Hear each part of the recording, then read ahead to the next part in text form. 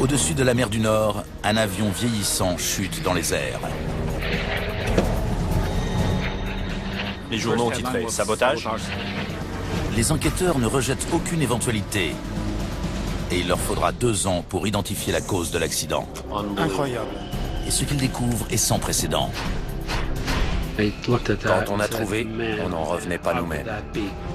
L'affaire mènera à des arrestations à l'autre bout du monde et remettra même en question la sécurité des avions réputés les plus sûrs. C'est allé jusqu'aux avions du président des États-Unis.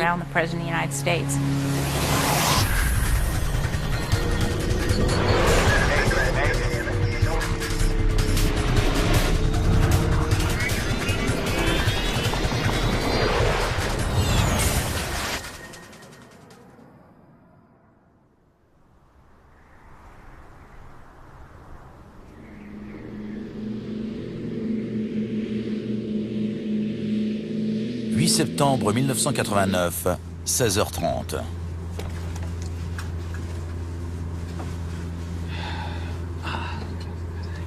Attendez. Knut Weitum et Finn Peterberg pilotent un charter assurant une liaison Oslo-Hambourg. Partenaire 394, service radar terminé. L'avion se trouve à une centaine de kilomètres de la côte danoise. Partenaire 394 à 124,55. Au revoir. Bien ce dîner? Délicieux.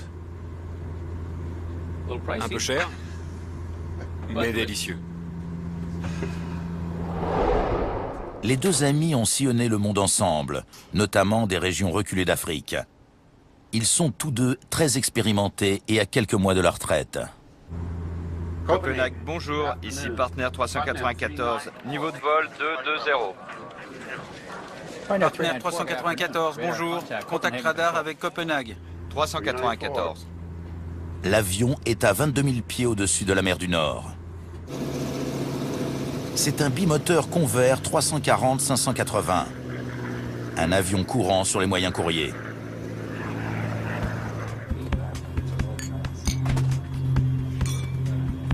Il a été affrété par la compagnie maritime norvégienne Wilhelmsen pour 50 employés gagnant d'une loterie. Ils partent à Hambourg pour assister au baptême d'un navire.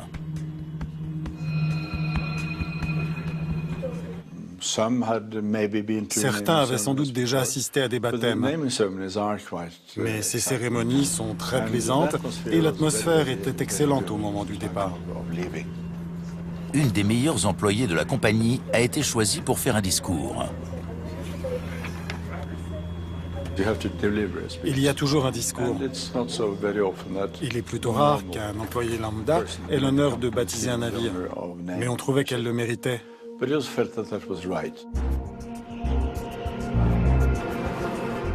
Tandis que le Convair traverse la mer du Nord, il croise un F-16 de l'aviation norvégienne qui rejoint sa base.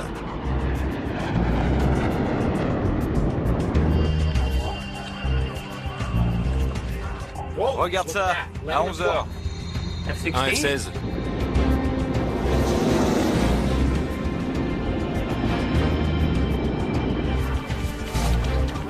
Soudain, le Convair encaisse un choc violent.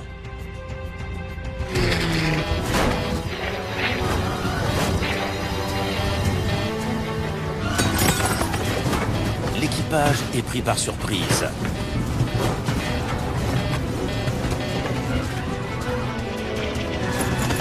L'avion se met à vriller. Le contrôle aérien remarque qu'il a perdu son cap et chute.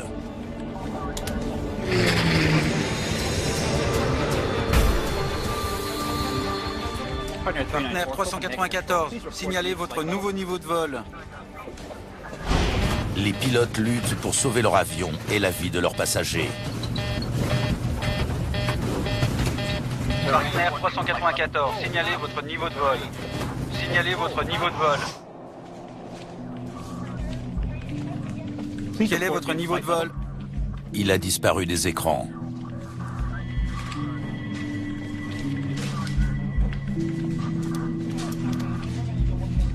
Apparemment, il s'est abîmé en mer. Le partenaire 394 pour Hambourg a disparu du radar.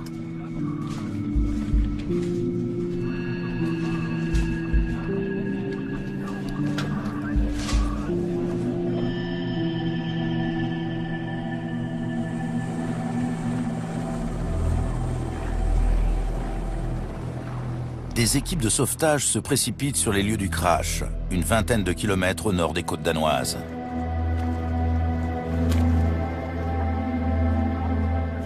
Ils ne trouvent que des débris et des cadavres. Les 55 personnes présentes à bord sont mortes.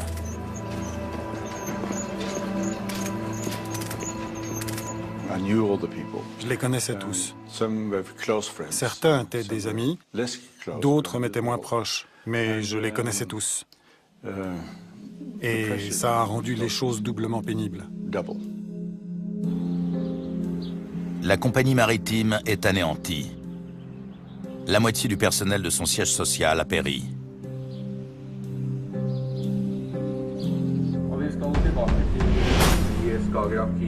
C'est la plus grande catastrophe aérienne de l'histoire de la Norvège. Le pays est en état de choc. Jan Ovind est un jeune reporter du plus grand quotidien norvégien. Il va assurer la couverture de l'affaire. Un inspecteur de la direction de l'aviation civile norvégienne a hâtivement conclu qu'il s'agissait d'un sabotage. C'était aussi le point de vue d'un des chefs de l'équipe de sauvetage danoise. Selon lui, comme il n'y avait pas eu d'appel de détresse et que l'avion était tombé comme une pierre, il devait s'agir d'une bombe.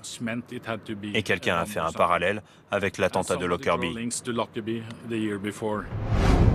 Moins d'un an plus tôt, en décembre 1988, le vol 103 de la Paname a explosé au-dessus de Lockerbie en Écosse. Dans cette affaire, la présence d'une bombe a été avérée. La presse norvégienne relaie une information troublante au sujet de l'avion de la Partner. Notre Premier ministre de l'époque, Madame Gro Harlem Brundtland, l'avait utilisé lors d'un déplacement de campagne dans le nord du pays. Et Agassi l'avait utilisé 2 ou 3 jours avant le crash. La nation s'interroge. La tragédie serait-elle la conséquence d'une tentative d'assassinat ratée? Les journaux ont titré « Sabotage ». Une bombe expliquerait le plongeon soudain de l'avion. Les 55 occupants de l'avion ont peut-être été les victimes innocentes d'un meurtrier. Parmi les pistes qui s'offrent aux enquêteurs chargés du dossier, le sabotage s'impose comme l'une des plus sérieuses.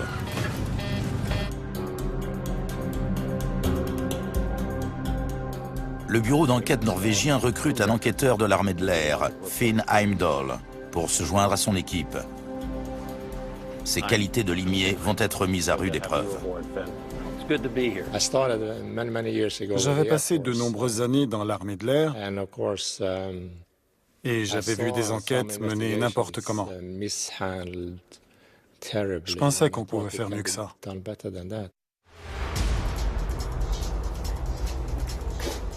Les enquêteurs auditionnent plusieurs témoins qui semblent étayer la thèse du sabotage.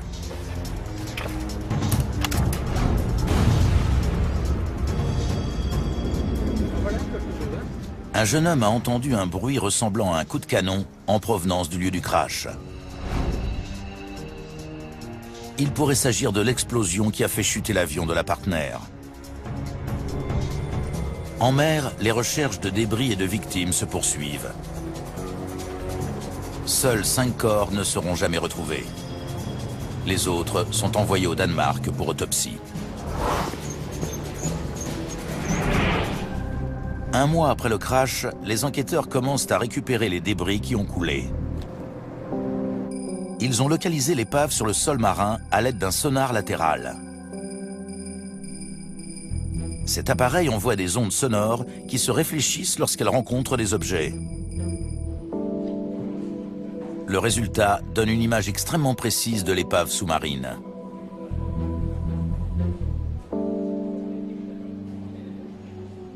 Les débris de l'avion sont disséminés sur un secteur large de 2 km. C'est une indication capitale. Il était clair que l'avion s'était disloqué dans les airs. Il n'avait pas frappé la mer en un seul morceau. C'était certain. Cela confirme qu'une bombe pourrait avoir détruit l'avion. Mais il faudra encore attendre des semaines avant de pouvoir le prouver. En attendant, les enquêteurs espèrent que les boîtes noires apporteront des réponses plus immédiates. L'enregistreur phonique et l'enregistreur de paramètres sont récupérés sur le sol marin et envoyés au laboratoire pour analyse. Les deux boîtes ont été endommagées.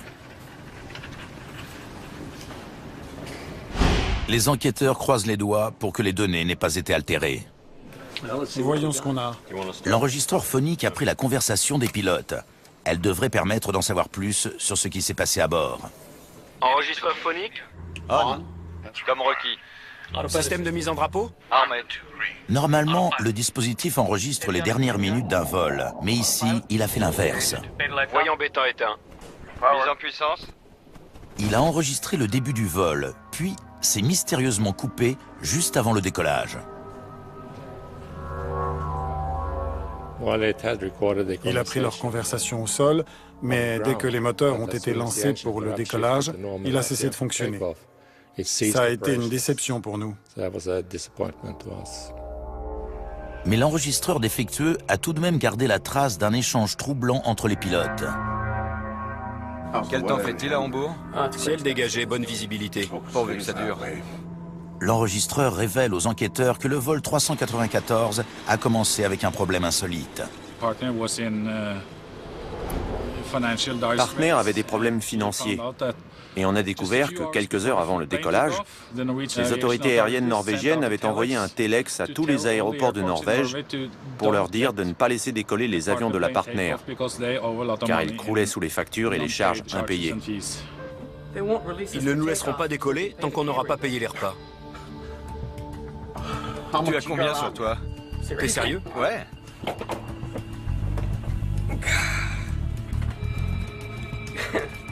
Ça devrait faire l'affaire. Je m'en occupe. Le copilote a dû quitter le cockpit pour payer les repas servis à bord. Les enquêteurs examinent les carnets de maintenance pour comprendre pourquoi l'enregistreur a uniquement pris les conversations au sol. Ils découvrent que l'enregistreur phonique a été modifié plus de 10 ans plus tôt. Modifié pour passer sur l'alternateur primaire?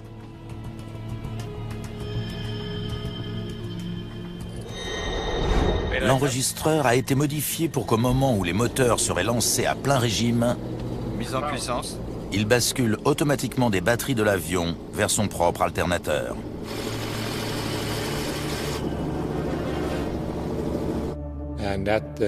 Sur cet avion, la modification ne fonctionnait pas.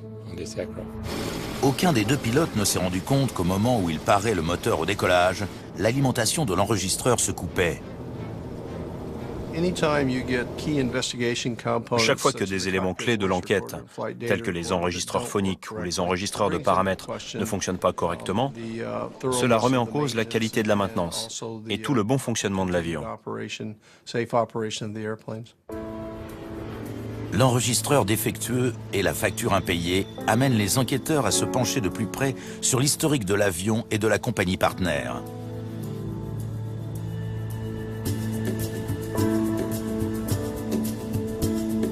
Partner possède une flotte d'avions généralement anciens qui desservent l'Europe du Nord.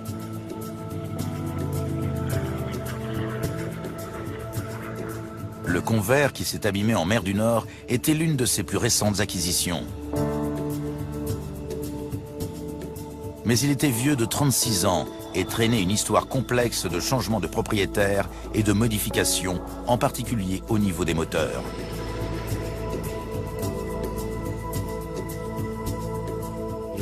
Les anciens moteurs avaient été remplacés par des moteurs à turbine. Sur un avion à hélice, l'hélice déplace l'air vers l'arrière, ce qui propulse l'avion vers l'avant. Les anciens avions utilisaient des moteurs à piston pour faire tourner leurs hélices. Mais les moteurs à turbine, qui utilisent une série de ventilateurs pour comprimer l'air et non plus des pistons, génèrent beaucoup plus de puissance.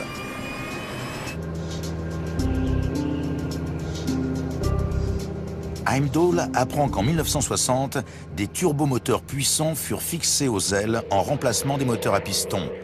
Modification qui accroît certes la puissance, mais peut aussi représenter un danger. La puissance avait énormément augmenté avec le passage au turbomoteur, mais je me demandais quelles avaient été les conséquences sur la structure de l'avion. Heimdall est chargé de l'analyse des moteurs de l'avion.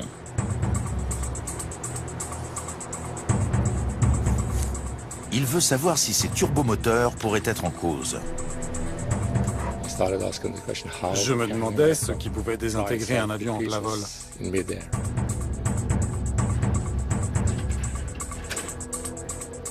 L'enregistreur de paramètres devrait fournir aux enquêteurs des informations sur les instants qui ont précédé le crash. Mais c'est un modèle analogique très ancien.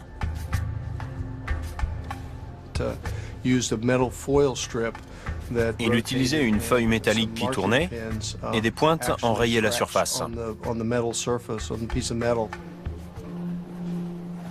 C'est une nouvelle déception pour les enquêteurs.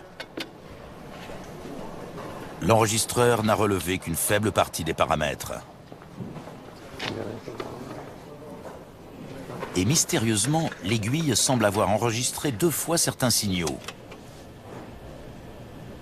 Cette double ligne laisse les analystes perplexes. On n'avait encore jamais vu ce genre de choses. On a contacté plusieurs experts, mais aucun n'avait encore vu ça. Je n'ai jamais rien vu de pareil. Les paramètres de vol n'apportent aucune révélation aux enquêteurs. Mais Heimdall commence à se demander si le dysfonctionnement de l'enregistreur ne constitue pas un indice en soi.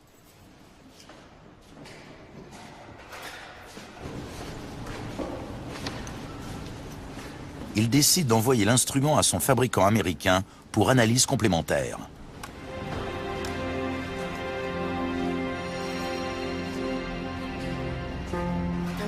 Méticuleusement, les enquêteurs reconstituent l'avion de la partenaire. À mesure que le fuselage prend forme, il apporte son lot d'indices.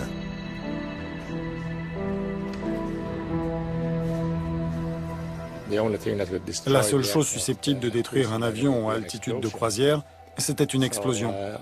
Et certaines parties pouvaient sembler suspectes. Suspectes à cause de ce que l'on y trouve. Des rumeurs concernant la présence d'explosifs ont commencé à circuler. Des traces d'un puissant explosif militaire sont relevées. Les quantités sont faibles, mais la presse s'engouffre dans la brèche.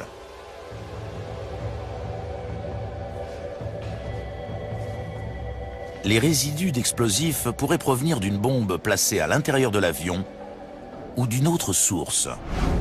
Une manœuvre de l'OTAN baptisée Operation Sharp Spear a eu lieu le même jour, à proximité de la route empruntée par le vol 394. J'ai parlé à un pilote qui m'a dit qu'il était possible qu'une roquette d'essai ait frappé une des ailes ou le fuselage.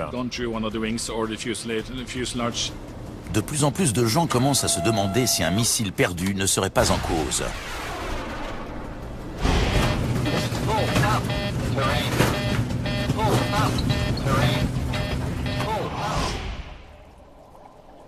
Mais après analyse des résidus, il apparaît qu'ils ne viennent ni d'une bombe ni d'un missile.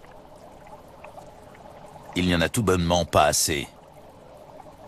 Il y avait des petites traces d'explosifs, mais en quantité si faible que ça ressemblait plus à une souillure qu'à autre chose.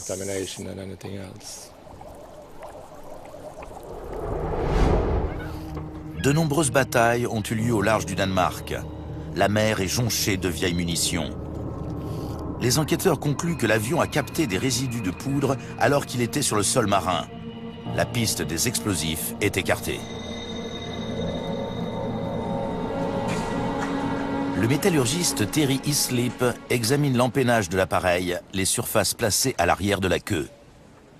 Par endroits, le revêtement présente des traces de surchauffe. Ça voulait dire qu'il y avait eu flexion. Quand on tord un cintre à plusieurs reprises, si on pose la main à l'endroit où il va se briser, on se brûle, car de la chaleur se développe à cet endroit. C'est la même chose sur un avion. Face à ces indices suggérant un problème au niveau de l'empennage, les enquêteurs veulent examiner un générateur qui se trouvait à l'arrière de l'avion.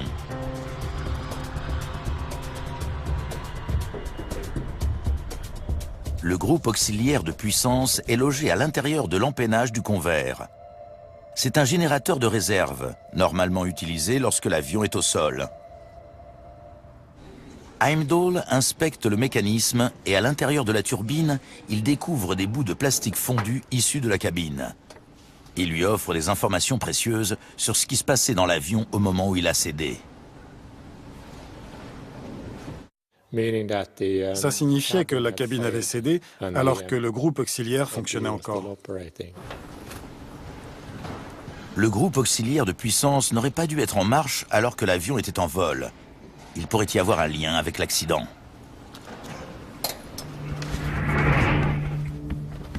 Les enquêteurs veulent en savoir plus sur ce qui s'est passé le jour du crash. Ils interrogent le mécanicien qui a procédé à l'inspection de l'appareil ce matin-là. Il explique qu'un des deux générateurs principaux ne fonctionnait pas et qu'il n'était pas en mesure de le réparer. La réglementation exige qu'un avion dispose de 2 blocs d'alimentation avant d'être autorisé à décoller. Mais le copilote trouve une solution.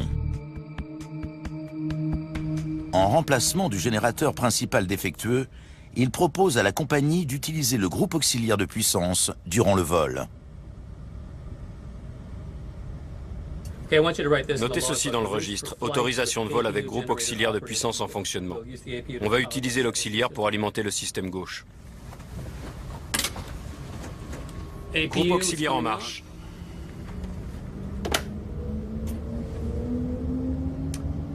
Voyant bêta éteint.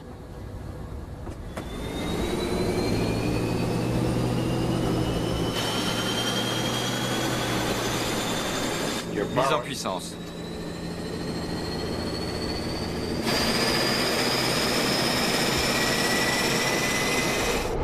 Au cours de son inspection du groupe auxiliaire, Heimdall fait une découverte. Quand j'ai vu la pièce, j'ai tout de suite remarqué qu'elle n'était pas aux normes. C'était du bricolage, un bout de fer qui avait été soudé. Un des supports qui attachait le groupe auxiliaire à l'avion est brisé. Or, un générateur contient une turbine qui tourne à haute vitesse pour générer de l'électricité. S'il n'était pas correctement maintenu, il est possible qu'il ait causé l'accident.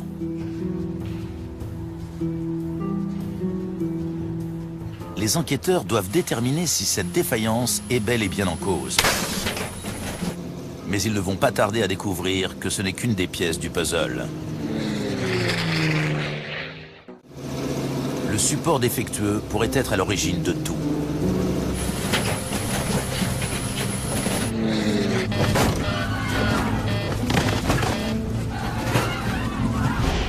Le métallurgiste Terry Hislip procède à des examens approfondis de la pièce. Ma première constatation, ça a été que la soudure était mauvaise et inadaptée. Hislip veut déterminer à quel moment le support s'est cassé. S'il prouve que c'est arrivé pendant l'ultime vol de l'avion, il tiendra peut-être la clé de l'énigme. Les marques de choc et les marques de progression montraient qu'il n'avait pas cédé sous l'effet d'une seule surcharge survenue lors du dernier vol. Et l'usure du support brisé montre qu'il ne s'est pas cassé le jour de l'accident. Il avait déjà cédé bien avant le décollage du vol 394.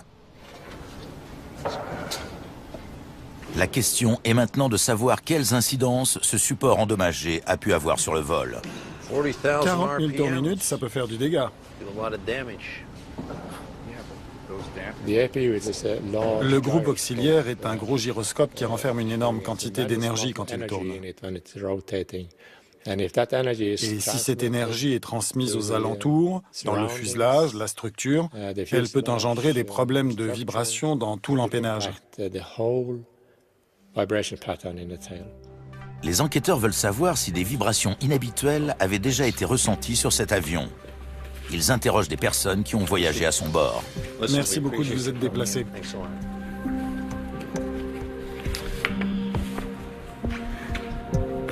Vous avez déclaré qu'il y avait un ronflement, c'est bien ça? Un passager déclare que l'avion qui s'est crashé vibrait beaucoup plus que les 2 autres convers de la compagnie. Y avait-il quelque chose d'inhabituel? Mais d'autres n'ont rien remarqué. Tout allait bien? Le casse-tête reste entier. Les enquêteurs savent que le support du groupe auxiliaire était cassé avant le vol, mais ils ignorent toujours s'il a joué un rôle dans le crash ou s'il a affecté l'empennage de l'avion. La reconstitution va permettre d'y voir plus clair.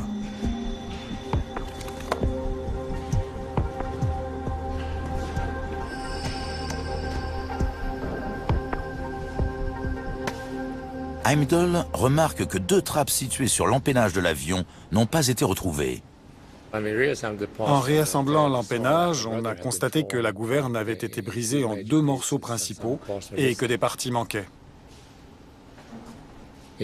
Notamment les trappes situées entre la dérive et la gouverne.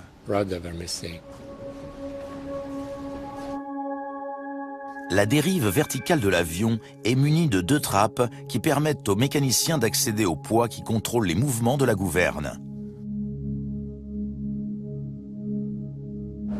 Heimdall fait une découverte capitale sur ces trappes.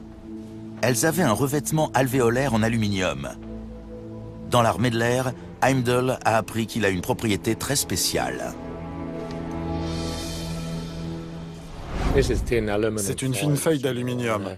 Elle est dotée de bonnes propriétés de réflexion des radars et elle est très légère. Dans l'armée, on s'en sert pour perturber les signaux radars, on appelle ça des leurres. L'objet non identifié que le radar militaire suédois avait repéré était sans doute un morceau des trappes arrière. Quand on a fait le lien entre les trappes manquantes et les données radar, on a su que ça s'était passé en altitude de croisière. Car l'objet qui était lentement tombé venait de très haut, presque de l'altitude de croisière. Les enquêteurs établissent que l'empennage a commencé à se disloquer à 22 000 pieds, juste avant le grand plongeon. Mais pourquoi les trappes se sont-elles décrochées au milieu des airs? Ce qui a provoqué la rupture des trappes a certainement provoqué le crash. Les contrepoids de la gouverne sont logés derrière les trappes. Lorsqu'une gouverne se balance trop violemment, les poids en font autant. Nous avons trouvé suffisamment d'éléments pour affirmer qu'il cognait sur les trappes et que les premiers composants à s'être décrochés avaient été les revêtements alvéolés de ces portes. Les enquêteurs concluent qu'autour du moment de l'accident, quelque chose a provoqué un violent balancement de la gouverne. Reste à savoir quoi. Le groupe auxiliaire et son support brisé, à eux seuls, n'ont pas pu provoquer la dislocation de l'avion ou de l'empennage. Il y avait forcément d'autres facteurs en jeu. Les enquêteurs se lancent à la recherche de ces autres facteurs. La compagnie Partner propose alors une piste. Il pointe du doigt le F-16 qui a croisé l'avion de ligne quelques minutes avant qu'il ne perde son cap. Regarde ça, à 11 h. Un F-16. Partner déclare qu'il volait plus vite qu'il n'aurait dû. De plus, ils sont convaincus qu'il est passé plus près de leur avion que ne le prétendent les rapports officiels. Partner a contacté un enquêteur suédois. Et ses conclusions étaient que le F-16 pouvait avoir franchi le mur du son au moment où il passait juste au-dessus de l'avion.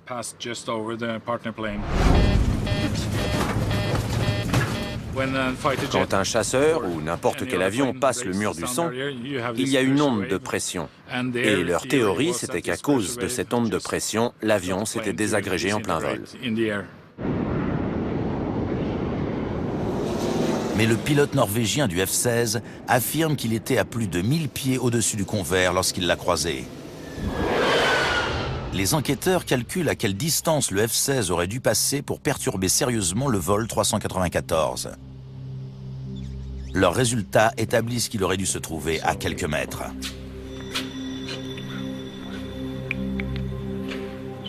Aucune preuve ne corrobore un passage aussi rapproché. D'accord, bon boulot.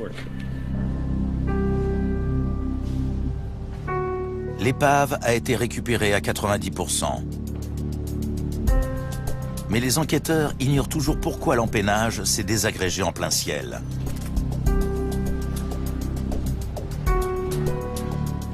Au cours de l'enquête, Heimdall reçoit une promotion. Mais il ne sait toujours pas comment résoudre l'énigme qui hante sa nation. Ils m'ont demandé de superviser la suite de l'enquête sur le matériel. Je me suis retrouvé face à une montagne de débris et je me disais que je n'en verrais jamais le bout.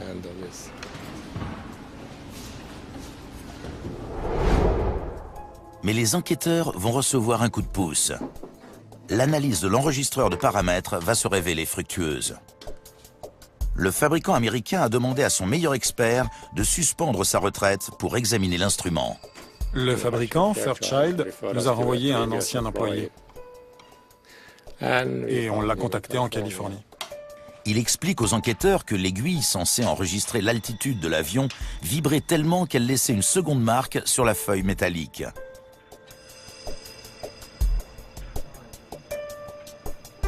Mais ce n'est pas tout. L'enregistreur était capable de compiler des centaines d'heures de données. En déroulant la totalité de la feuille métallique, l'expert découvre que l'enregistreur vibrait fortement depuis des mois. On a pu constater que ça s'était déjà produit bien avant l'accident. Je n'avais encore jamais vu d'anomalie de ce genre et on a mis un moment avant de comprendre ce qui s'était passé. Apparemment, le groupe auxiliaire n'était pas la seule chose à vibrer dans cet avion. Les enquêteurs dressent un récapitulatif chronologique de l'historique des vibrations. Ils remarquent une évolution frappante. 2 mois avant le crash, de façon soudaine, les vibrations disparaissent pendant plusieurs semaines. Quasiment aucune vibration pendant une quinzaine de vols. Les vibrations augmentaient en intensité et en fréquence jusqu'à l'été 89. Et la tendance changeait. Après cette amélioration, les vibrations reprennent de plus belle et augmentent jusqu'au crash. Que s'est-il passé? Les enquêteurs doivent maintenant découvrir ce qui a changé sur l'avion pendant la période de 2 semaines où les vibrations se sont arrêtées. Pourquoi était-il hors service? Qui a fait les réparations? La compagnie aérienne explique qu'à cette période, une révision complète a eu lieu au Canada. Merci, à plus tard. Le travail a été effectué par l'ancien propriétaire de l'avion, une société canadienne spécialisée dans la maintenance des convers.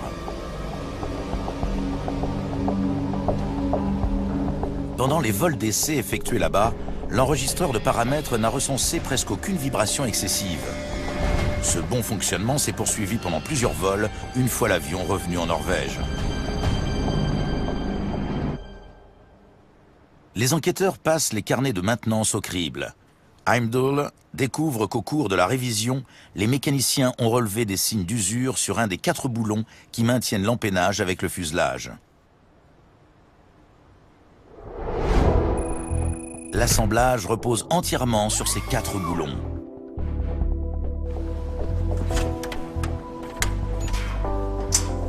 Pendant la révision du convers en juillet 1989, un mécanicien a remplacé un des boulons.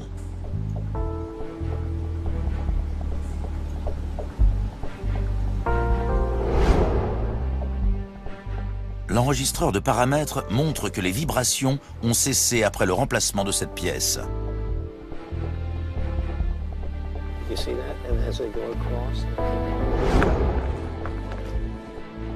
Par miracle, les enquêteurs arrivent à mettre la main sur les 4 boulons.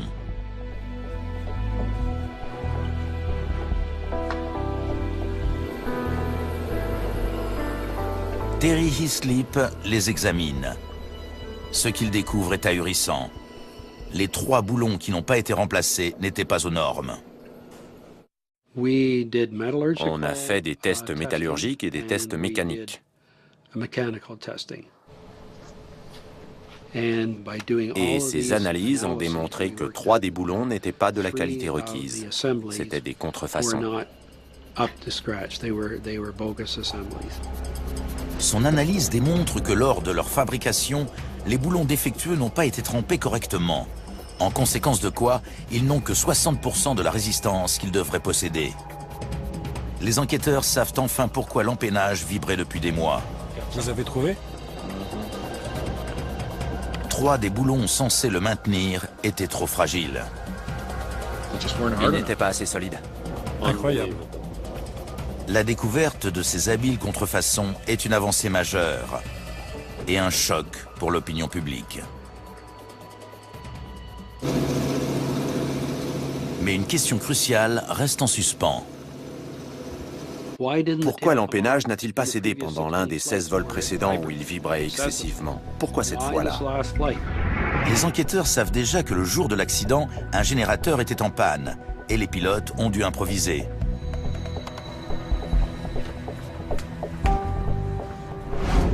Mettez ceci dans le registre. Autorisation de vol avec groupe auxiliaire de puissance en fonctionnement. On va utiliser l'auxiliaire pour alimenter le système gauche. Groupe auxiliaire en marche. Les pilotes ignoraient que le support du groupe auxiliaire était cassé et que son moteur vibrait énormément. En décidant de le faire tourner pendant le vol, ils ont fait empirer une situation déjà précaire. La raison pour laquelle les choses se sont mal passées, c'est que le groupe auxiliaire n'avait plus que 2 supports au lieu de 3. Ce support manquant s'est associé au boulon défectueux pour faire augmenter les vibrations. Si les 2 vibrent et entrent en résonance l'un avec l'autre, c'est la catastrophe.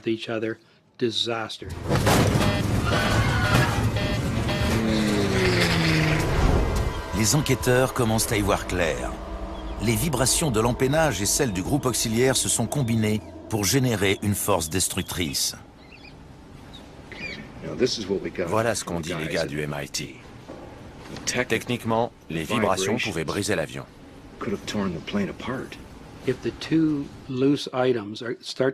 Si les 2 objets desserrés se mettent à vibrer dans la même fréquence ou dans des multiples d'une fréquence, on obtient ce qu'on appelle des harmoniques couplées. Chaque vibration nourrit l'autre. Elles se font empirer mutuellement. La plus célèbre manifestation de ce phénomène s'est produite sur le pont de Tacoma dans l'État de Washington en 1940. Le pont d'acier et de béton nouvellement construit se mit à osciller dans le sens de la longueur, avant qu'un vent latéral ne le fasse se balancer de gauche à droite. Ces 2 différentes vibrations se combinèrent pour générer un violent mouvement de torsion qui brisa le pont.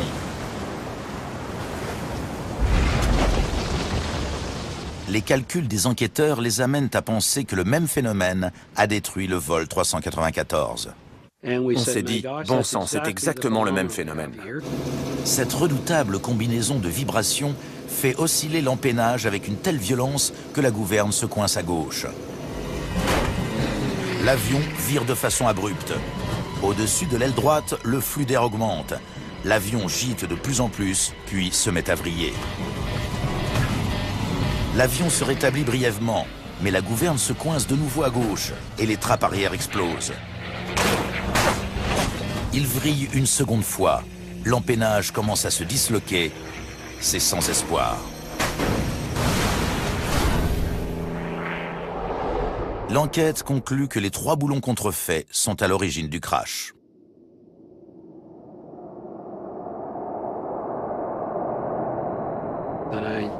Je me suis demandé comment c'était possible. Trouver des pièces pareilles sur une partie aussi importante. C'était incroyable. Le rapport d'accident répand une onde de choc dans l'ensemble de l'industrie aéronautique. C'est la première fois qu'un crash meurtrier est lié à des pièces détachées non conformes. Une question angoissante émerge alors. Quelle est la proportion de pièces contrefaites sur les avions qui circulent à travers le monde? Le crash du Partner a été l'événement qui a obligé les gens à reconnaître le problème des pièces non conformes. Et le fait qu'à travers le monde, les stocks de pièces détachées étaient contaminés. Rien que dans un Boeing 747, il y a 6 millions de pièces mobiles. L'industrie des pièces détachées pèse 45 milliards de dollars. Et à l'époque du crash, elle était très peu réglementée.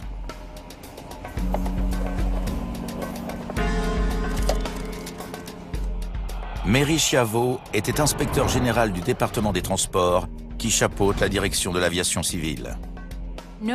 Personne ne connaissait l'ampleur du problème. On savait qu'il y en avait un depuis le crash, mais on ignorait son étendue aux États-Unis. On a commencé par un audit des stocks usagés de la direction de l'aviation civile. Et déjà là, on trouvait 39% de contrefaçons. On s'est rendu compte que lorsque les pièces avaient été achetées à des revendeurs, ce qui représentait un fort pourcentage du marché, 95% étaient fausses. Les services de l'aviation civile vont même trouver des pièces contrefaites sur l'avion considéré le plus sûr de la planète.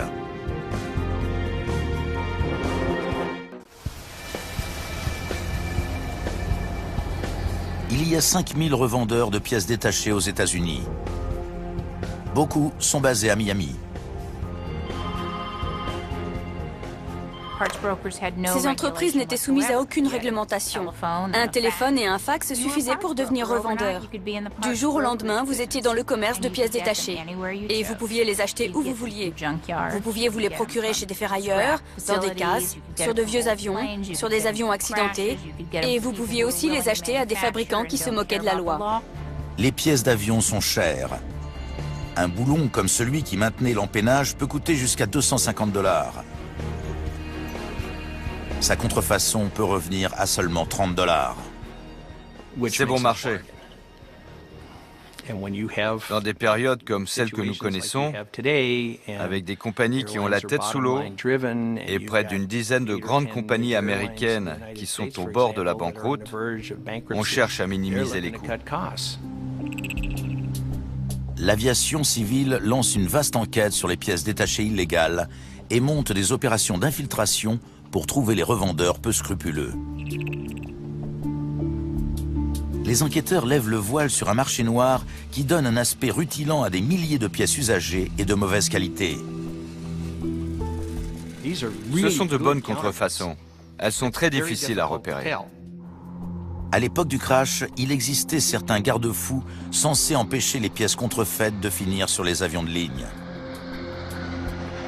Par exemple, chaque pièce détachée a besoin d'un certificat prouvant son authenticité. Il faut un document attestant que la pièce est en état de navigation. Il faut qu'un contrôle soit assuré par une organisation reconnue. Mais les enquêtes révèlent qu'en plus des pièces détachées, il existe aussi un marché florissant pour les faux certificats de la direction de l'aviation civile.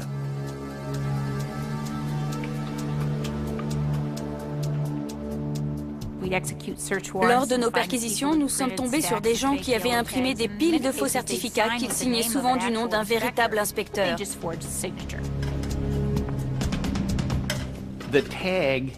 Dans ce trafic, le certificat vaut plus que la pièce elle-même. Au début, les enquêteurs croient que le phénomène concerne surtout les petites compagnies aériennes. Les opérateurs et les réparateurs modestes sont souvent ceux qui sont le plus touchés par ce problème de pièces de rechange. Pourtant, à la surprise générale, on va découvrir que l'avion le plus sécurisé de la planète possède lui aussi des pièces contrefaites. C'est allé jusqu'aux avions qui transportent le président des États-Unis, ce que beaucoup de gens considèrent comme le plus haut niveau de l'aviation. Même dans ce circuit d'approvisionnement supposé hermétique, il y avait des contrefaçons.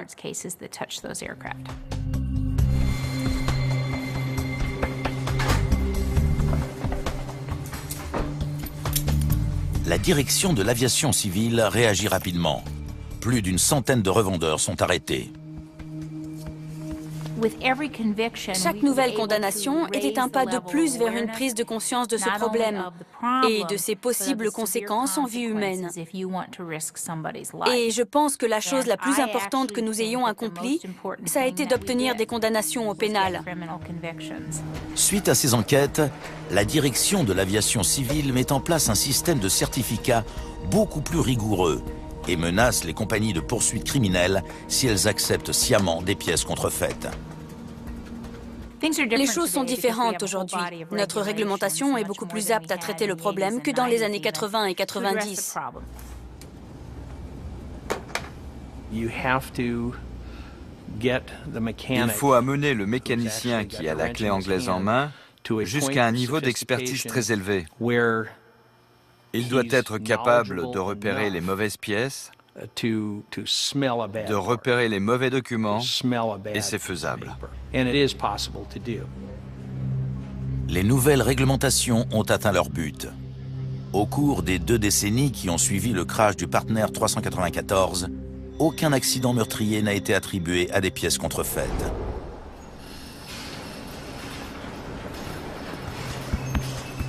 Quelques années après le crash, Finn Heimdall est passé à la tête du bureau norvégien d'enquête sur les accidents. Au revoir, Jimmy. C'était un mystère opaque. Sans raison apparente, un avion s'était pour ainsi dire désintégré dans les airs. Son rapport d'enquête a entraîné des changements qui ont probablement sauvé des vies. Ça, c'est l'aspect positif. Mais il reste la terrible tragédie qui a frappé tous ces gens. En 1989, une des plus petites pièces d'un charter norvégien provoquait une catastrophe. Grâce aux enquêteurs qui ont identifié la cause de l'accident, les passagers sont désormais plus en sécurité et moins susceptibles de voyager dans des avions équipés de pièces contrefaites.